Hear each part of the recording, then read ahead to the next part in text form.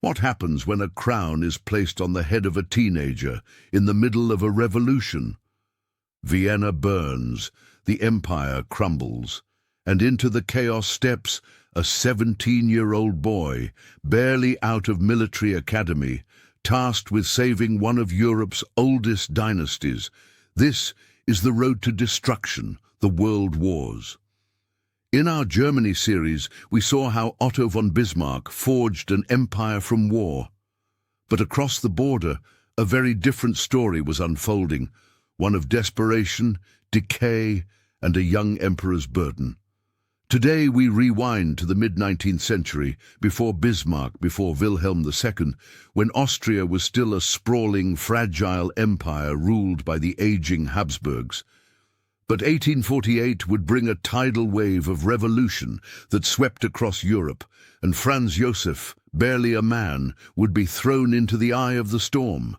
Franz Josef of Habsburg was born in 1830 into a world obsessed with protocol and terrified of change. His childhood was not a playground, it was a preparation. His father, Archduke Franz Karl, was mild, indecisive, seen even within the family as unfit to rule. But his mother, Archduchess Sophie of Bavaria, was made of sterner stuff. Intelligent, politically astute, and fiercely ambitious, she viewed her son not simply as a child, but as a vessel for dynastic salvation. "You are not a boy, you are Austria." Franz Josef was raised in military uniforms, not pajamas. He learned Latin and Hungarian alongside fencing and statecraft. There were no fairy tales, only the glories of the Habsburgs and the enemies of the empire. Sophie kept him close, molding him into the image of a perfect ruler, as if she could will the empire's survival through her son's discipline. But behind the rigid etiquette, there was a deeper fear. She knew the monarchy was rotting from within. Nationalism, liberalism, revolution, these were not abstract ideas. They were storm clouds already circling the imperial court. And this boy was their last hope. The Habsburg court was not a warm place, and the imperial nursery was no exception. Franz Josef was the eldest of 4 brothers and a sister. There was Ferdinand Max, brilliant, charismatic, and curious, everything Franz Josef was not allowed to be. Charles Louis, shy and sickly. Ludwig Victor, the baby, doted on and indulged. And the lone sister, Maria Anna, mentally disabled and hidden from view. The boys were raised side by side, but their paths were set apart from the start. Franz Josef's bond with Ferdinand Max was the deepest and the most painful. Max had a joy for life that Franz lacked, and a questioning mind Franz had been taught to suppress. As boys, they were close. As men, they would drift apart, one to duty, the other to dreams. But the weight of their futures was already visible.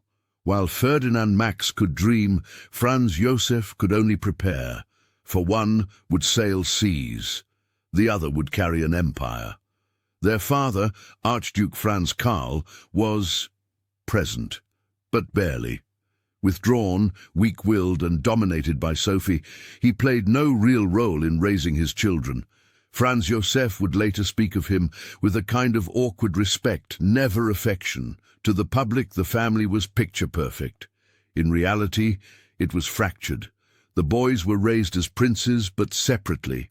Their paths were diverging even in childhood. Only their mother Sophie stood as the axis around which all revolved. Her ambition for Franz Josef left little room for motherly affection. He was not her son, he was her project. She kept her gaze fixed on one goal, the throne, and that meant Franz Josef must be perfect. And so, while other boys played, Franz Josef studied. While other sons rebelled, he obeyed. And as Europe edged toward a storm, he simply kept marching, alone. Franz Josef didn't have a childhood.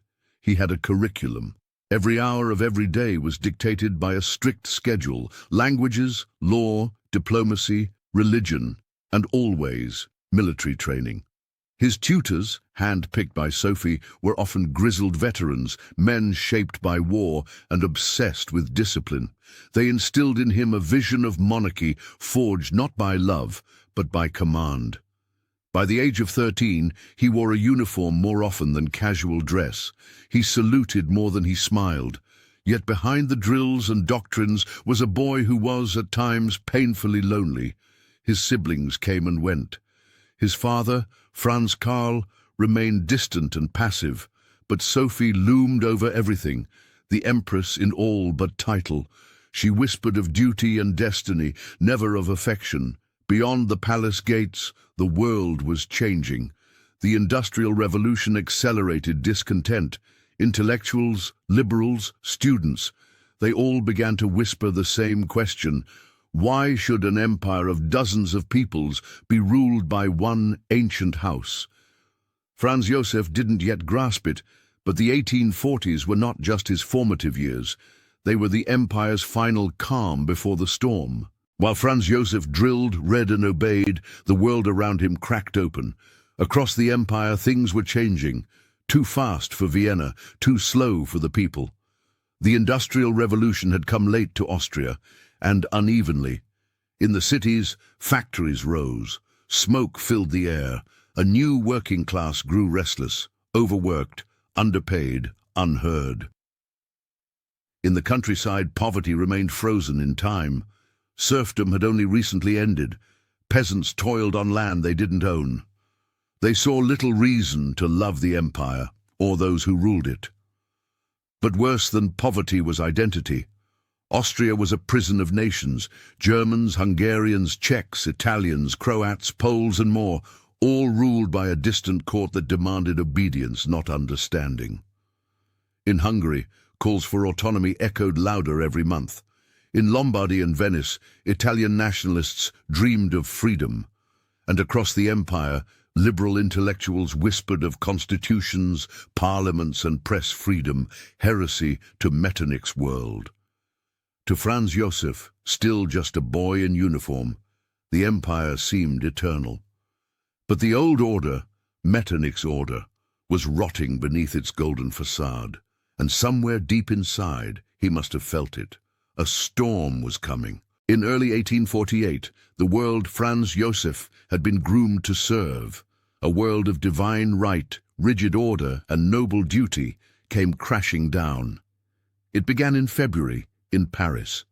The French king, Louis-Philippe, was overthrown in a sudden uprising. News of it spread like a virus. Within days, the flames of revolution leapt across Europe: Berlin, Milan, Budapest, Prague, and Vienna.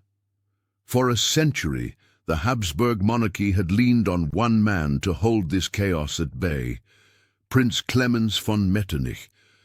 Metternich had been Austria's master strategist since Napoleon's fall. He had designed the post-war order of Europe at the Congress of Vienna, a system built on censorship, secret police, and balance of power. He was the spider at the center of the conservative web. But in 1848 the web snapped. Riots broke out in the imperial capital. Protesters clashed with soldiers. The people demanded freedom of the press, a constitution, and an end to absolute monarchy. As gunfire rang out in the streets, Metternich, the iron architect of order, fled Vienna in disguise, escaping through a back door and over the border to England. The man who once dictated the fate of nations now slipped away like a criminal.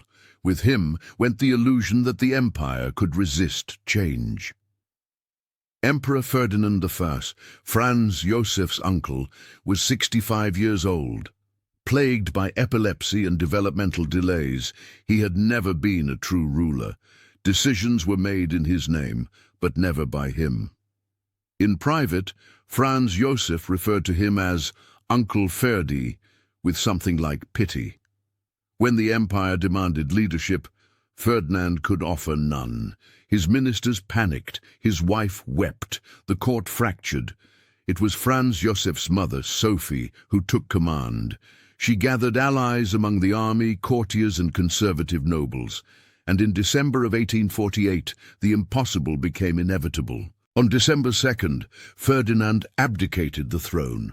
His brother, Franz Josef's father, Franz Karl, was next in line, but he declined, pressured by Sophie. He was a mild, quiet man, unfit to rule in crisis. And so the crown skipped a generation. The boy who had once dressed as a miniature officer for imperial ceremonies now wore the crown for real. At the Habsburg palace in Olmütz, surrounded by military pomp, he took the imperial oath. But there was no celebration, no triumph, just dread. He inherited not an empire, but a firestorm. The Habsburg lands were disintegrating. Hungary had declared independence. Northern Italy was in revolt. Vienna had been occupied by radicals and bombarded by the army. The revolution had not been crushed. It had only begun. And now all eyes turned to the teenage emperor, the last hope of the old world. Franz Josef ascended the throne amid fire and chaos, an emperor not crowned in glory, but forged in crisis. At just 18, he inherited a crumbling empire, a fading dynasty, and a revolution already in full swing.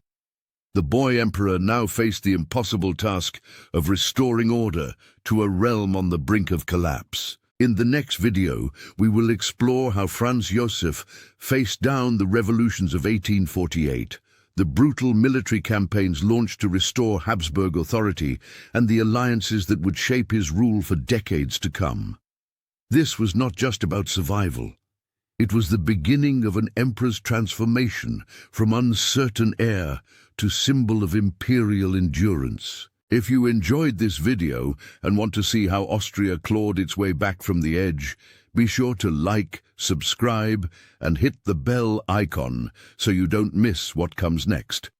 Stay tuned for our next episode, Crushing the Revolutions, how Austria survived the 1848 uprisings.